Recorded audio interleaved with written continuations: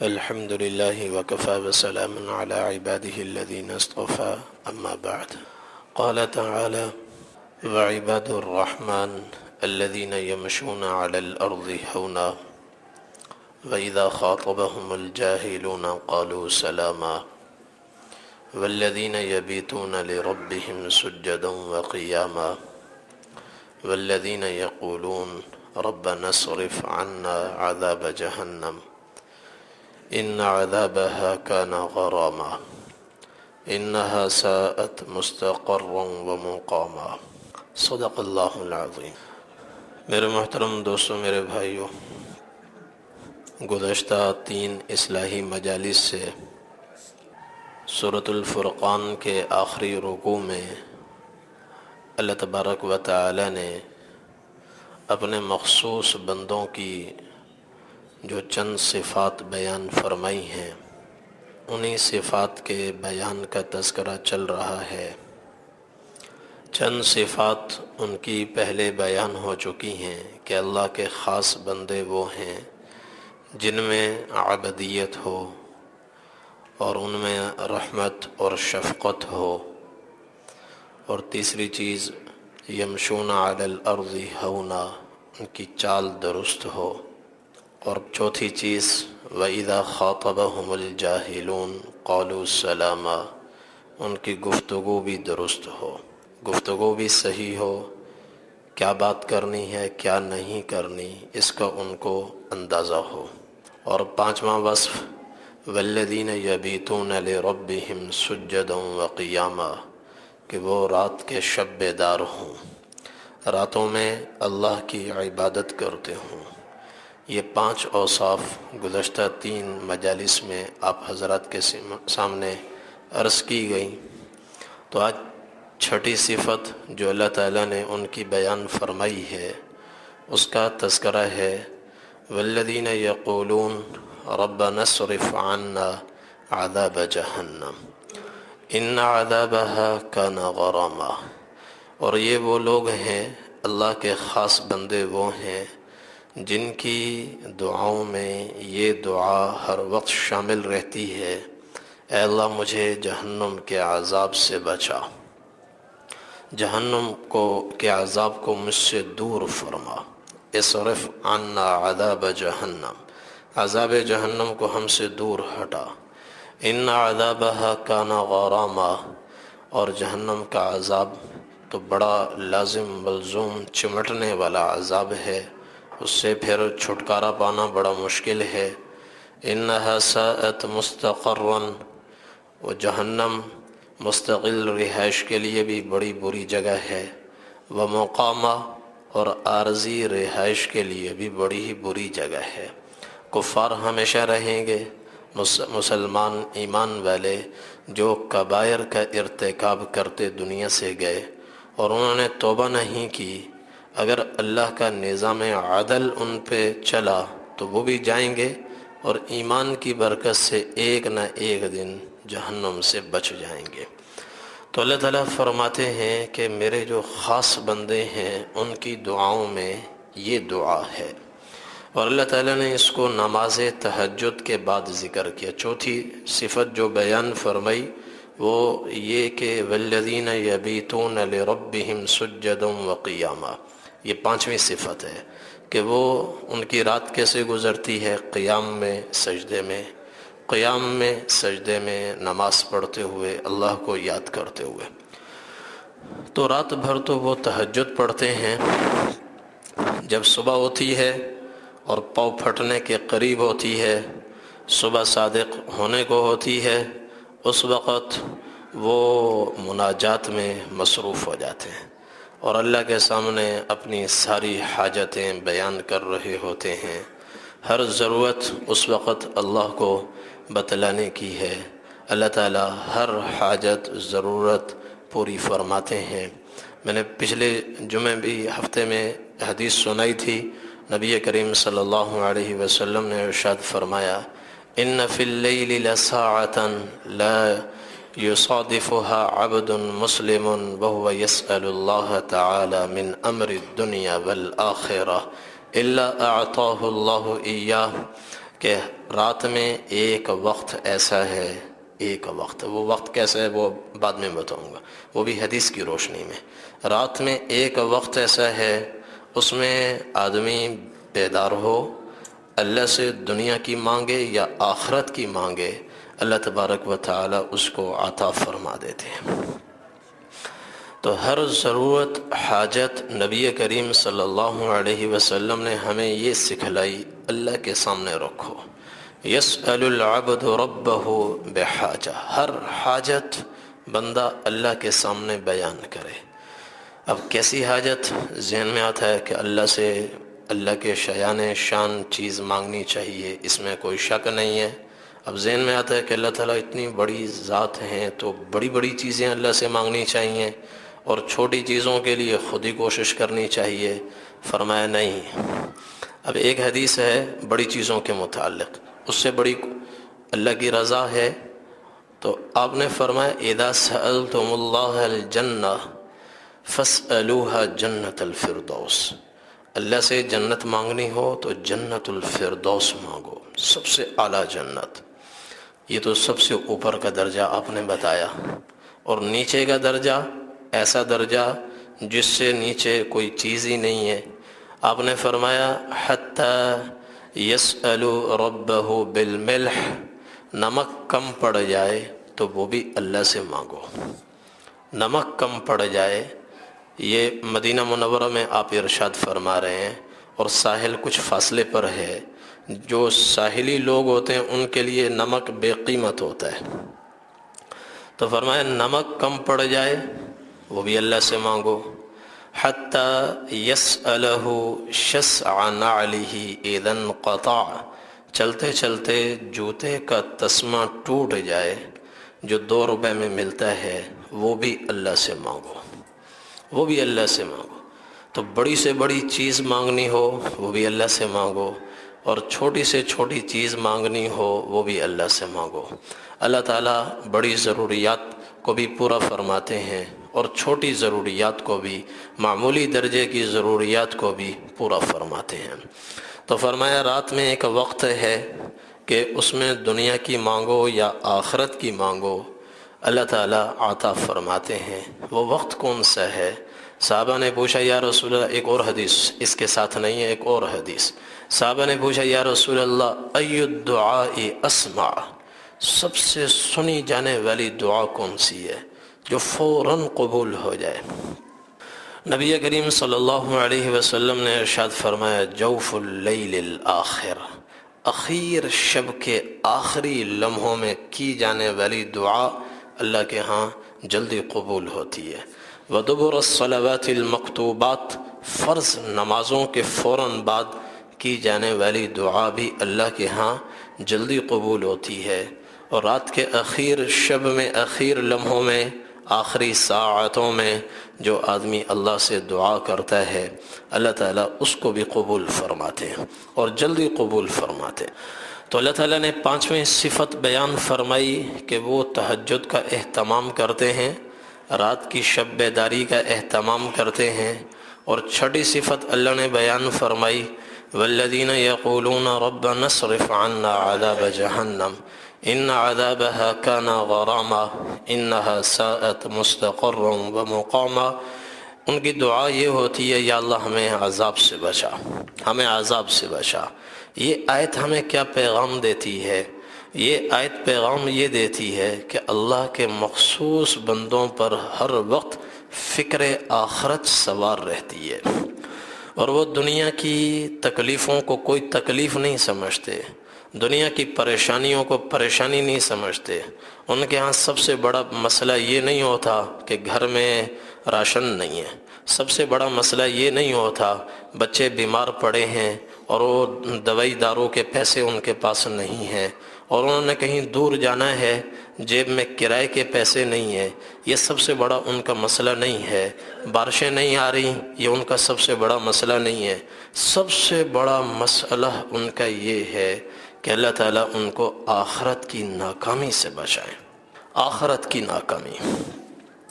ایک صحابی ہیں حضرت ربیعۃ بن کعب رضی اللہ تعالیٰ عنہ، وہ ایک رات حضور پاک صلی اللہ علیہ وسلم کی خدمت اقدس میں رہے، نماز تہجد آپ کی دیکھنے کے لیے، اور رات کو آپ کی خدمت کرنے کے لیے، خدمت کے ارادے سے آئے، تہجد دیکھنے کے ارادے سے آئے، تو رات حضور پاک صلی اللہ علیہ وسلم کے ساتھ گزاری۔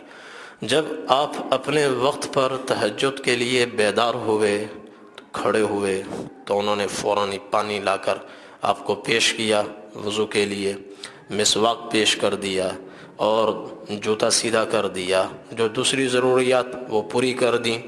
تو رات کا وقت، رات کی خدمت دن کی خدمت سے بہتر ہوتی ہے۔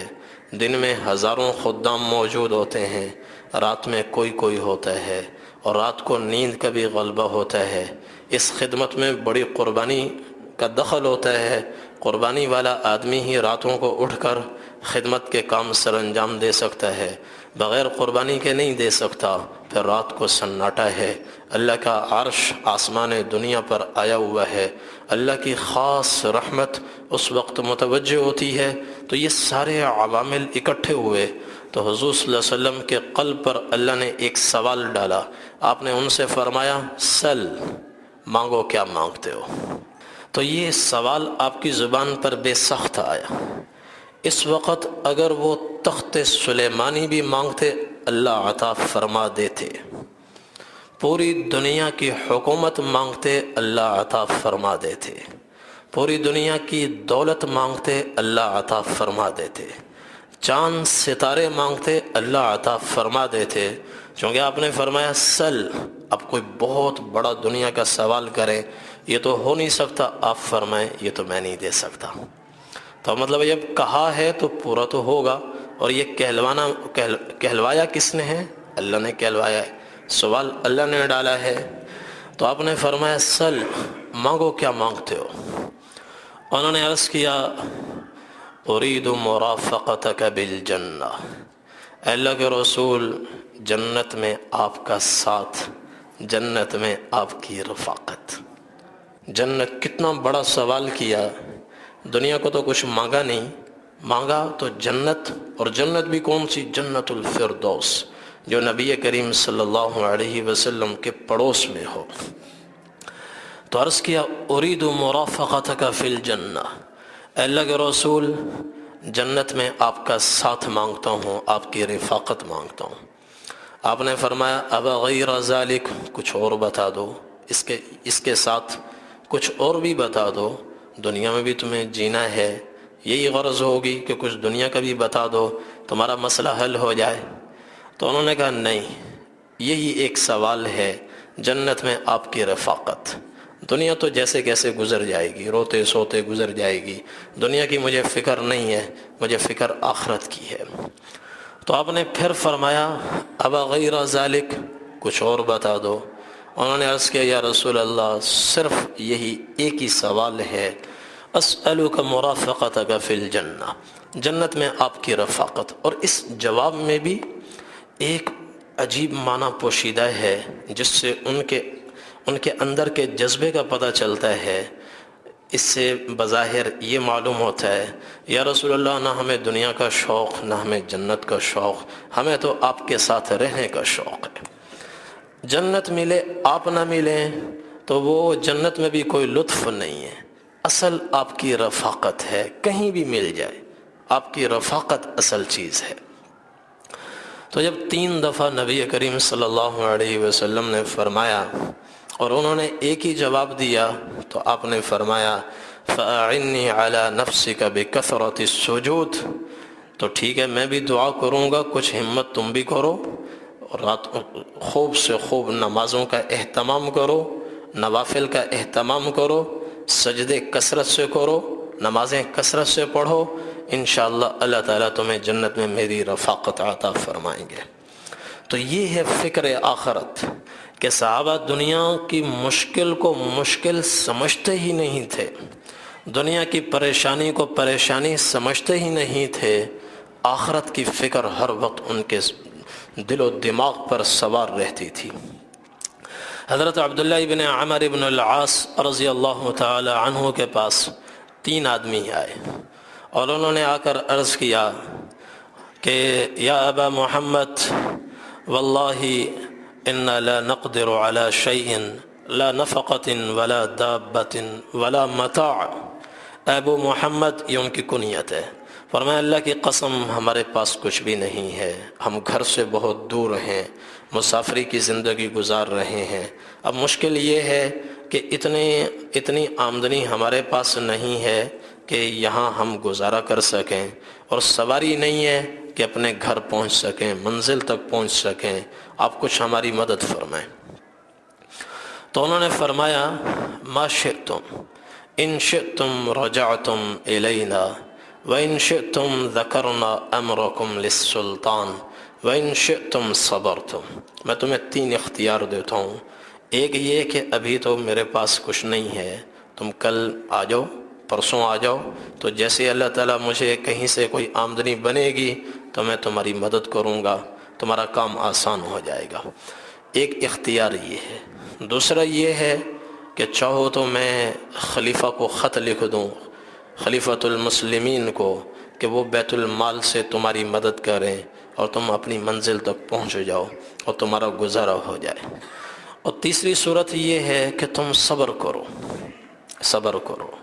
اور صبر پر میں تمہیں یہ فضیلت سناتا ہوں جو میں نے خود اپنے کانوں سے حضور پاک صلی اللہ علیہ وسلم کو یہ ارشاد فرماتے ہوئے سنی ہے کہ يدخل الفقراء الجنة قبل الاغنیاء ب40 خریفا، کہ فقراء جنت میں اغنیاء سے 40 سال پہلے جنت میں جائیں گے. فقراء، یہ فقراء سے فقراء مہاجرین مراد ہے. عام فقراء، عام مالداروں سے 500 سال پہلے جنت میں جائیں گے. اور صحابہ میں سے جو فقراء ہیں، وہ صحابہ میں سے جو مالدار لوگ ہیں، ان کے مقابلے میں 40 سال پہلے جنت میں جائیں گے. یہ تو ہے اللہ کا قانون. پھر اللہ جس کو بعد میں جتنا جلدی پہنچا دے، قانون یہی ہے. صحابہ میں سے 40 سال کا وقفہ ہے. عام فقراء، عام مالداروں سے 500 سال پہلے جنت میں جائیں گے. تو فرمایا کہ یہ صبر کرو، فقیر رہو، درویش رہو، اور یہ تمہارے لیے فضیلت ہے. تو انہوں نے فوراً ہی جواب دیا بیک زباں ہو کر کہ بس پھر ہم صبر کرتے ہیں، نہ آپ کے پاس دوبارہ آئیں گے، نہ آپ ہمارا ذکر خلیفۃ المسلمین سے کریں، نہ آپ سے کچھ چاہیے، نہ بیت المال سے ہمیں کچھ چاہیے. ہم فقر کریں گے، جیسے بھی حالات آئیں گے صبر کریں گے تاکہ اللہ تبارک و تعالی ہماری آگے کی منزلیں آسان فرما دے. یہ ہے فکر آخرت. والذین یقولون ربنا اصرف عنا عذاب جہنم ان عذابها کان غراما. سب سے بڑا مسئلہ انسان کا یہ ہے کہ اللہ تعالیٰ اس کو آخرت کی ناکامی سے بچائیں. قرآن کریم میں اللہ تعالیٰ نے دوسری جگہ ارشاد فرمایا من یصرف عنہ یومئذ فقد رحمہ. جس کو اللہ نے جہنم سے بچا لیا، جہنم کو اس سے دور کر دیا، گویا اللہ نے اس پر اپنی رحمت کو نچھاور کر دیا. وذالک الفوز المبین، یہ کھلی کامیابی ہے. ایک اور جگہ فرمایا فمن زحزح عن النار وادخل الجنة فقد فاز وما الحیاة الدنیا الا متاع الغرور. کہ جو جہنم سے بچا اور جنت میں چلا گیا یہ کامیاب ہے، اور اصل کامیابی یہی ہے. تو ان کو اصل کامیابی کی فکر اور اصل ناکامی سے اپنے آپ کو بچانے کی فکر. اور یہ فکر اس لیے ہے کہ ہر وقت جہنم کا استحضار، آخرت کا استحضار، کہ ہمیں پتہ نہیں ہے کہ آخرت کی ناکامی ہے کیا چیز، آخرت کی ناکامی ہے کیا چیز. معراج کی رات نبی کریم صلی اللہ علیہ وسلم نے حضرت میکائیل علیہ السلام کو دیکھا کہ وہ رو رہے ہیں. آپ صلی اللہ علیہ وسلم نے جبرائیل علیہ السلام سے پوچھا میکائیل کیوں رو رہا ہے؟ عرض کہ یا رسول اللہ ما جفت عیناہ منذ خلقت النار. جب سے اللہ نے جہنم کو پیدا کیا ہے اس دن سے لے کر آج تک میکائیل کی آنکھ کا چشمہ خشک نہیں ہوا. اس کی ہمیشہ روتے ہی گزرتی ہے، یہ روتا ہی رہتا ہے۔ حالانکہ فرشتے میکائیل، اسرافیل، اسرائیل اور جبرائیل علیہ السلام تمام فرشتے اللہ کے مقرب بندے ہیں، اللہ نے ان کو جہنم کے لیے پیدا نہیں فرمایا۔ ہمیں بتایا ہے قوا انفسکم واہلیکم نارا وقودها الناس والحجارہ علیہا ملائکہ غلاظ شداد لا یعصون اللہ ما امرہم ویفعلون ما یؤمرون۔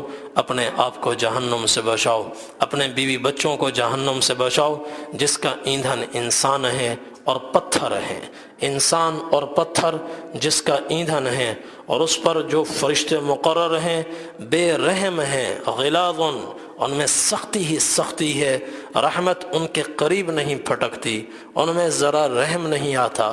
کوئی ہزار چیختا رہے، روتا رہے، چلاتا رہے، دعائیاں دیتا رہے، ان کو رحم نہیں آتا۔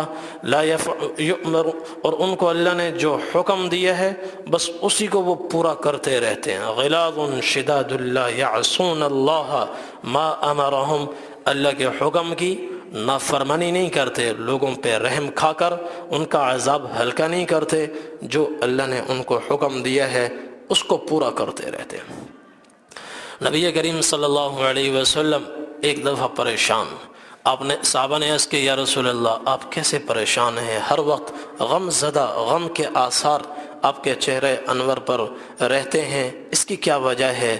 تو آپ صلی اللہ علیہ وسلم نے ارشاد فرمایا کیف انعم، مجھے کیسے خوشی ہو، وصاحب السور قد التقمہ، اسرافیل علیہ السلام نے سور منہ میں لیا ہوا ہے، واصغى سمعہ وحنا جبہتہ ینتظر متی یؤمر بالنفخ، اسرافیل نے سور منہ میں لے رکھا ہے اور گھٹنے ٹیک دیے ہیں، کان لگا دیے ہیں اور منتظر ہے کہ کب اللہ کی طرف سے حکم آئے اور میں سور پھونکوں اور پوری کائنات کی بساط کو لپیٹ دیا جائے۔ بہت بڑی آخرت کی ناکامی ہے۔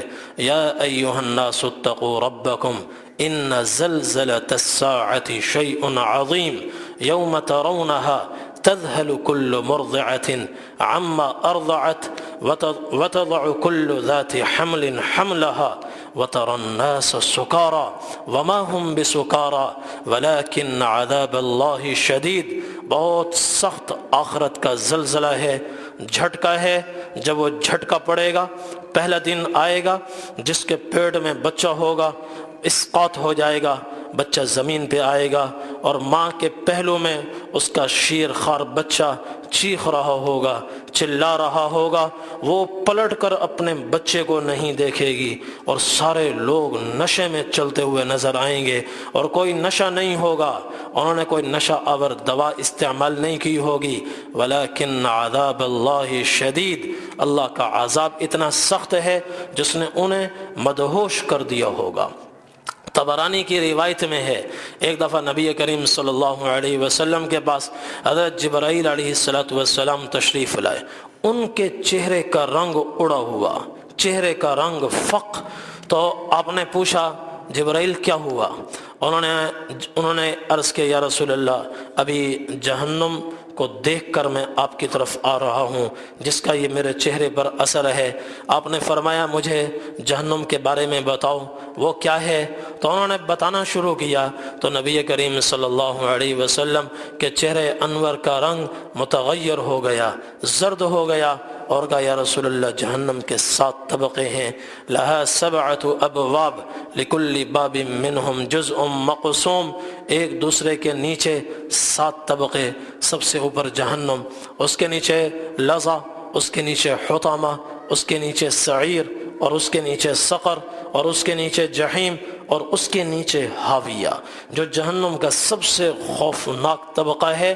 ہر 2 کے درمیان 70,000 سال کا فاصلہ ہے، ایک دوسرے کے نیچے، سب سے نیچے حاویہ۔ اس کی آگ اتنی سخت ہے جب یہ بھڑکتی ہے تو اوپر کی جہنم چیخنے لگ جاتی ہے، رونے لگ جاتی ہے، تو سب سے نیچے حاویہ عرض کیا یا رسول اللہ اس میں منافقین جائیں گے اور آل فرعون اس میں جائیں گے، اور اس سے اوپر کا جو طبقہ ہے مشرکین عرب اس میں جائیں گے، اس سے اوپر کا جو طبقہ ہے اس میں مجوس جائیں گے، اس سے اوپر کے طبقے میں صابئین ایک فرقہ ہے وہ جائے گا، اس سے اوپر یہود ہوں گے، اور اس سے اوپر دوسرے طبقے میں نصارہ ہوں گے۔ اب پہلے کی باری آئی تو جبرائیل علیہ السلام خاموش ہو گئے، ان سے بولا نہیں گیا۔ آپ نے فرمایا جبرائیل بتاتے کیوں نہیں، خاموش کیوں ہو گئے؟ عرض کہ یا رسول اللہ اس میں آپ کی امت کے وہ لوگ جائیں گے جو کبیرہ گناہوں کا ارتکاب کرتے دنیا سے رخصت ہو گئے۔ فخر مغشیا علیہ، یہ سنتے ہی حضور صلی اللہ علیہ وسلم غش کھا کر گر گئے، بے ہوش ہو گئے، اور 3 دن تک آپ نے کسی سے بات نہ کی۔ 3 دن تک صرف آپ نماز کے لیے تشریف لاتے، نماز پڑھاتے، واپس گھر میں تشریف لے جاتے، اور گھر میں دروازہ بند ہو جاتا، آپ اندر ہوتے، تو 3 دن تک صحابہ انتظار کرتے رہے کہ آپ ہمارے ساتھ کوئی بات فرمائیں، کچھ فرمائیں۔ جب آپ تشریف لاتے آنکھوں سے آنسو بہہ رہے ہوتے، نماز پڑھاتے، واپس گھر میں تشریف لے جاتے۔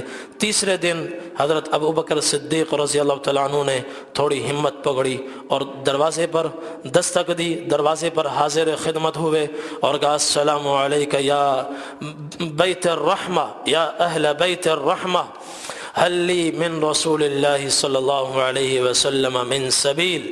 سلام کیا، اندر جانے کی اجازت مانگی، اندر آنے کی اجازت مانگی، تو کوئی جواب نہ آیا، نہ اجازت ملی نہ کوئی جواب آیا۔ واپس آ گئے، حضرت عمر رضی اللہ تعالیٰ عنہ تڑپ کر گئے، سلام کیا، اندر جانے کی اجازت مانگی، اجازت نہیں ملی، واپس آئے۔ حضرت سلمان فارسی رضی اللہ تعالی عنہ تشریف لے گئے، تیسرے نمبر پر دروازے پہ دستک دی، سلام کیا، اجازت مانگی، کوئی جواب نہ آیا، نہ اجازت ملی۔ وہ دوڑتے ہوئے سیدھا حضرت فاطمہ رضی اللہ عنہا کے در پر پہنچے۔ حضرت علی رضی اللہ تعالیٰ عنہ اس وقت گھر میں موجود نہیں تھے، انہوں نے جا کر عرض کیا فاطمہ حضور صلی اللہ علیہ وسلم کی جا کر خبر لو، آپ کو کچھ ہو گیا ہے، 3 دن سے آپ کسی سے بات نہیں فرما رہے اور مسلسل روئے جا رہے ہیں۔ تو حضرت فاطمہ رضی اللہ عنہا نے چادر پہنی اور دوڑتی ہوئی آپ صلی اللہ علیہ وسلم کے دولت کدے پر حاضر ہوئیں، دستک دی۔ ان کی دستک اس انداز کی تھی آپ پہچان لیتے تھے کہ دروازے پر میری بیٹی فاطمہ آئی ہیں، اور اجازت مانگی۔ آپ نے پوچھا کون؟ عرض کیا فاطمہ، آپ کی بیٹی فاطمہ۔ آپ نے فرمایا اجازت ہے، اندر تشریف لائیں۔ تو وہ تشریف لائیں، حاضر خدمت ہوئیں، اور دیکھا آپ کا چہرہ انور زرد متغیر اللون، رنگ اڑا ہوا، اور مسلسل آپ صلی اللہ علیہ وسلم رو رہے ہیں، اور رونے کی وجہ سے چہرہ بھی کمزور ہو چکا ہے۔ تو حضرت فاطمہ رضی اللہ عنہا کو رونا آیا، عرض کیا یا رسول اللہ بِأَبِي أَنْتَ وَأُمِّي، میری جان آپ پر قربان ہو، آپ اتنا کیوں رو رہے ہیں؟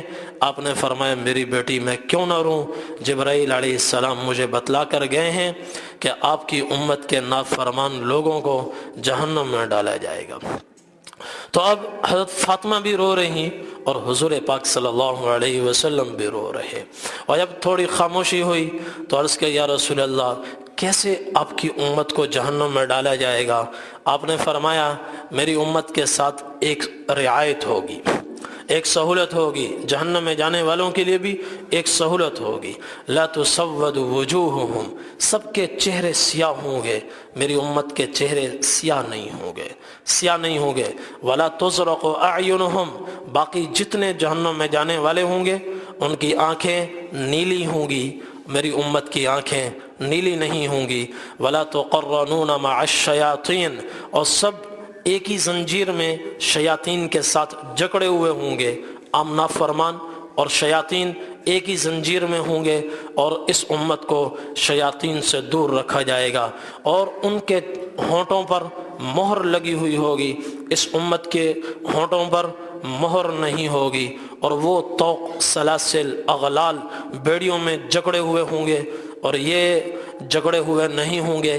عرض کہ یا رسول اللہ نہ ہاتھوں میں ہتھ کڑیاں ہوں گی، نہ پاؤں میں بیڑیاں ہوں گی، نہ گردنوں میں اغلال سلاسل ہوں گے، پھر ان کو فرشتے کیسے جہنم میں ڈالیں گے؟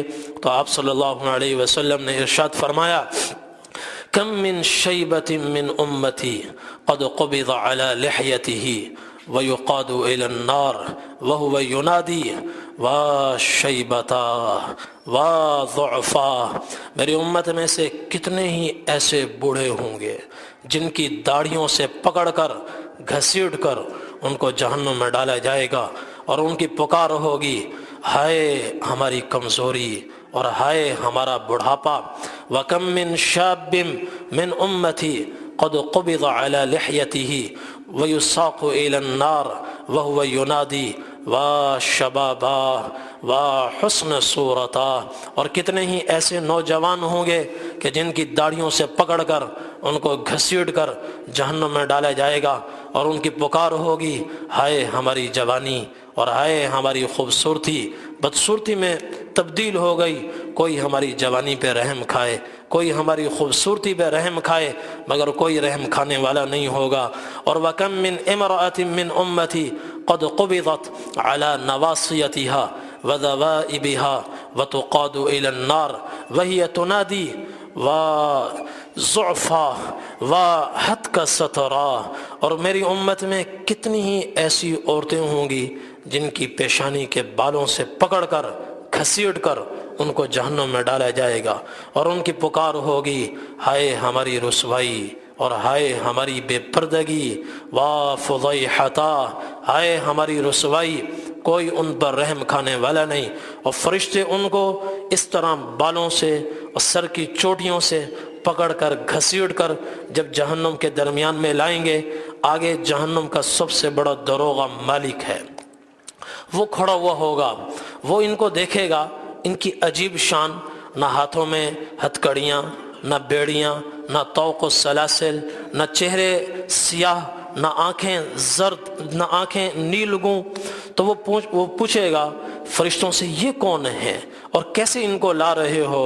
وہ کہیں گے، فرشتے کہیں گے، ہمیں نہیں پتا، ہمیں اسی طرح ان کو لانے کا حکم تھا، اسی طرح ان کو لانے کا حکم ملا، ہم ان کو لے آئے۔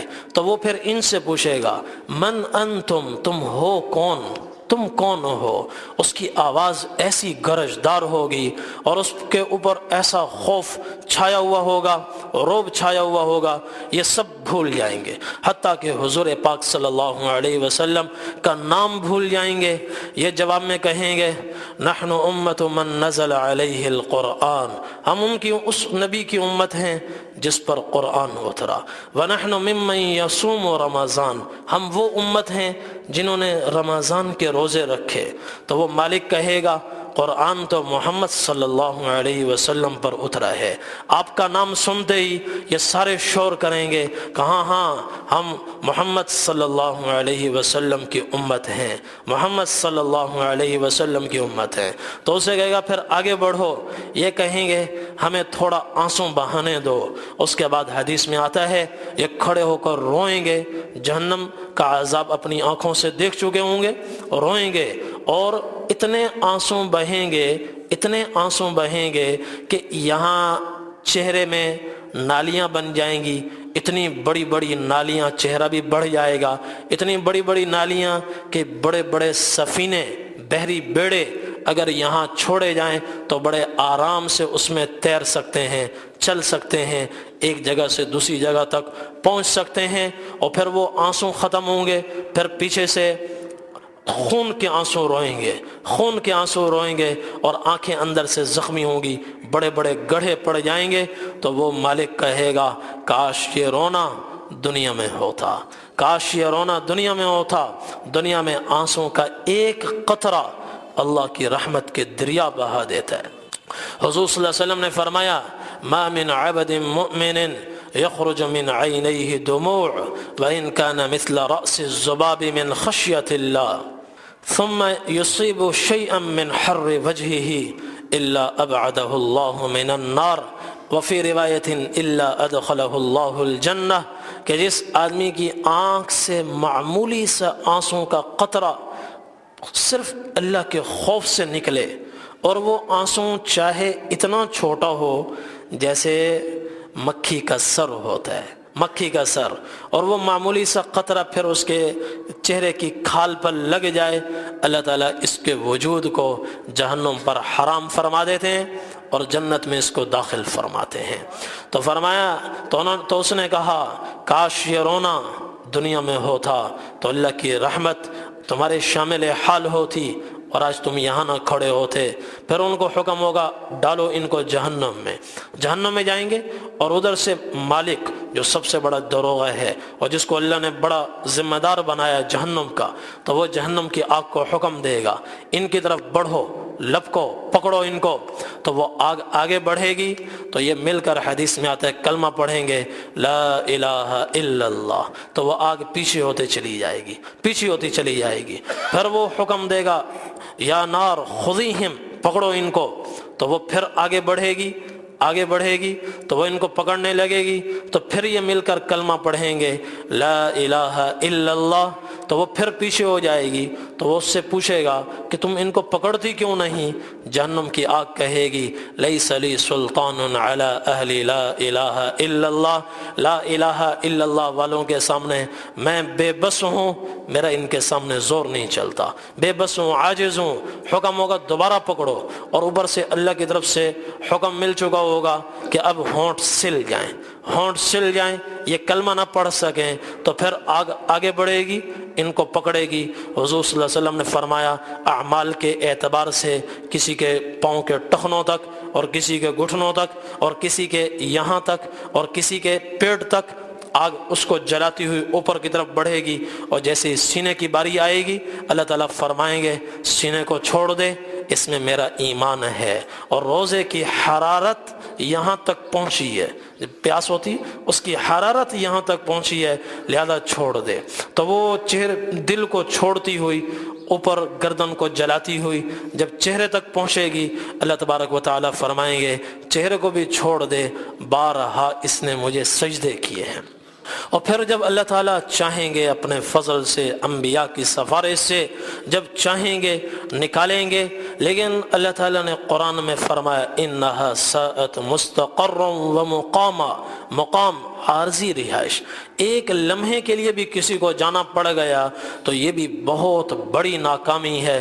قطعت لہم ثیاب من نار، آگ کے کپڑے، سرابیلہم من قطیران، لک تارکول کا لباس، وتغشا وجوہہم النار، چہروں پر ٹوپیاں آگ کی، ان یستغیثوا یغاثوا بماء کالمہل یشوی الوجوہ، پانی مانگے ایسا پانی جو اندر کو بھی جلا دے، چہرے کی کھال کو بھی جلا دے، کھولتا ہوا پانی، اور بھوک لگی ہے کھانا چاہیے، لیس لہم طعام الا من ضریع لا یسمن ولا یغنی من جوع، بدبودار کھانا اور ضریع گلے میں اٹکنے والا، نہ اوپر کو جائے نہ نیچے کو جائے، نہ بدن کو کوئی فائدہ، نہ بھوک سے کوئی فائدہ، نہ بھوک مٹ رہی ہے نہ وہ جزو بدن بن رہا ہے۔ اور فرشتے بات کریں گے غصے سے ڈانٹ کر، یہ فرشتوں کو پکاریں گے، اور ہزاروں سال، امام اعمش رحمۃ اللہ علیہ فرماتے ہیں 1000 سال پکارتے رہیں گے فرشتوں کو پکارتے رہیں گے، 1000 سال کے بعد ان کی طرف سے جواب آئے گا، کیا کہتے ہو؟ یہ کہیں گے کچھ ہمارے ساتھ نرمی کرو، یخفف عنا یوما من العذاب، اپنے رب سے کہو کم از کم زیادہ نہیں ایک دن کے لیے عذاب میں اللہ تخفیف پیدا فرما دیں۔ ان کی طرف سے جواب اولم تک تأتیکم رسلکم بالبینات، تمہارے پاس انبیاء علیہ السلام نہیں آئے تھے، کھلے معجزات لے کر نہیں آئے تھے؟ اللہ نے اس دن کے بارے میں تمہیں نہیں بتایا تھا؟ تو یہ کہیں گے بتایا تھا۔ وہ کہے گا فدعوا وما دعاء الکافرین الا فی ضلال، پھر آج چیختے رہو، چلاتے رہو، شور کرتے رہو، کوئی تمہاری پکار نہیں سنتا۔ ان سے نا امید ہو گئے، پھر مالک کی طرف متوجہ ہوں گے جو سب سے بڑا دروغہ ہے، اس کو پکاریں گے یا مالک یا مالک یا مالک، 1000 سال پکارتے رہیں گے، 1000 سال پکارتے رہیں گے۔ 1000 سال کے بعد جواب آئے گا، کیا کہتے ہو؟ وہ کہیں گے لیقضی علینا ربک، اپنے رب سے کہو ہمیں موت دے دے۔ عذاب میں تخفیف نہیں ہو سکتی، کوئی بات نہیں، اپنے رب سے کہو ہمیں موت دے دے، زندگی بھی نہیں چاہیے، یہ عذاب بھی ہم سے برداشت نہیں ہوتا، رب سے کہو موت دے دے۔ آگے سے اس کا جواب انکم ماکثون، تم مر بھی نہیں سکتے، تمہیں یہیں رہنا ہے اور اسی طرح رہنا ہے، اسی طرح رہنا ہے۔ اور اس وقت انسان کی حساسیت بڑھ چکی ہوگی، اس وقت تکلیف کو جتنا برداشت کرتا ہے اور تکلیف کا اثر جتنا محسوس کرتا ہے، اس دن تکلیف کا اثر اس سے بہت زیادہ محسوس کرے گا۔ ایک کندھے سے دوسرے کندھے تک کا فاصلہ، آپ نے فرمایا تیز رفتار گھوڑا اگر 3 دن مسلسل دوڑتا رہے ایک کندھے سے دوسرے کندھے تک پہنچ پائے گا، اور کھال اتنی موٹی ہوگی کہ 3 دن کی مسافت جتنی کھال موٹی ہوگی، اور کان سے گردن تک کا فاصلہ 700 سال کا ہوگا، اور داڑھ احد پہاڑ کے برابر ہوگی، اور ران حدیث میں مثل البیضاء، مکہ مکرمہ میں ایک بہت بڑا پہاڑ ہے جس کا نام بیضاء ہے، تنعیم کی جانب، اس کے برابر اس کی ران ہوگی۔ اور وَمَجْلِسُهُ مِنْ جَهَنَّمْ مَا بَيْنَ مَكَّةَ وَالْمَدِينَةِ، اور جو وہ جب بیٹھے گا اتنی جگہ گھیرے گا کہ وہ تقریباً 450 کلومیٹر بنے گی۔ آپ نے مدینہ اور مکہ کا درمیان کا بتایا ہے، 450 کلومیٹر، اتنا وجود اس کا بڑھ چکا ہوگا اور احساس بھی بڑھ چکا ہوگا، اور وہ مالک کہے گا انکم ماکثون، تمہیں یہیں رہنا ہے، تم یہاں سے جا نہیں سکتے، اور یہ عذاب ہلکا نہیں ہو سکتا، موت نہیں آ سکتی۔ تو اس سے بھی نا امید ہو گئے، تو اب وہ کہیں گے کیا کریں؟ تو وہ کہیں گے مشورہ ہوگا کہ اللہ کو پکارو، وہ بڑا ارحم الراحمین ہے، اور پھر اللہ کو پکاریں گے، ہزاروں سال اللہ کو پکارتے رہیں گے، ربنا ربنا ربنا۔ ہزاروں سال کے بعد جواب آئے گا، کیا کہتے ہو؟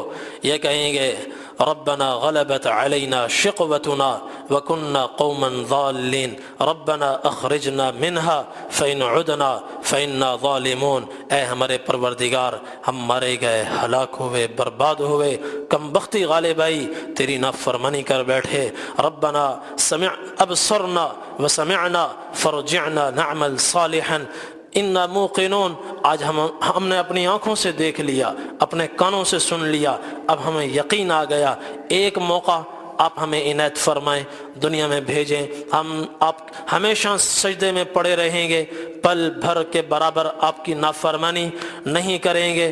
اللہ کی طرف سے جواب آئے گا اخسؤوا فیہا ولا تکلمون، بکو مت، آواز اپنی بند کر دو، بات نہ کرو۔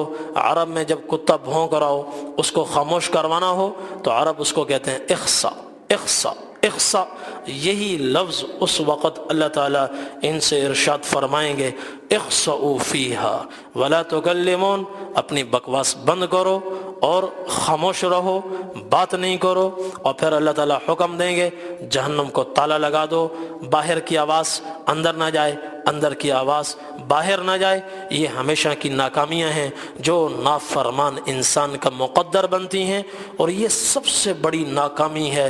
قل ان الخاسرین الذین خسروا انفسهم واہلیہم یوم القیامہ الا ذلک هو الخسران المبین۔ اللہ تعالیٰ فرما رہے ہیں سب سے بڑی ناکامی یہ ہے۔ تو اس آیت میں اللہ تعالیٰ نے فرمایا کہ جو میرے خاص بندے ہیں وہ ہر وقت آخرت کی ناکامی سے اللہ سے پناہ مانگتے ہیں، جہنم سے اللہ کی پناہ مانگتے ہیں۔ انہا ساءت مستقرا ومقاما، وہ جگہ بہت ہی بری ہے، اس سے فانذرتکم نارا تلظی لا یصلاھا الا الاشقی، بہت بھڑکتی ہوئی آگ ہے، فرمایا اس سے میں تمہیں ڈراتا ہوں، صرف اس میں وہ جائیں گے جو بدبخت لوگ ہوں گے، نیک بخت لوگ نہیں جائیں گے۔ یہ دنیا کی مختصر زندگی اللہ تبارک و تعالی نے عطا فرمائی ہے کہ اس میں تیاری کرو اور اس میں اللہ کے احکامات کے مطابق زندگی گزارو۔ اس میں اللہ تعالیٰ انسان کی دنیا بھی بنا دیتے ہیں، آخرت بھی بنا دیتے ہیں۔ اللہ تبارک و تعالی ہم سب کی دونوں جہانوں کی ناکامی سے اللہ تعالیٰ ہماری حفاظت فرمائے۔ وآخر دعوانا الحمد للہ رب العالمین۔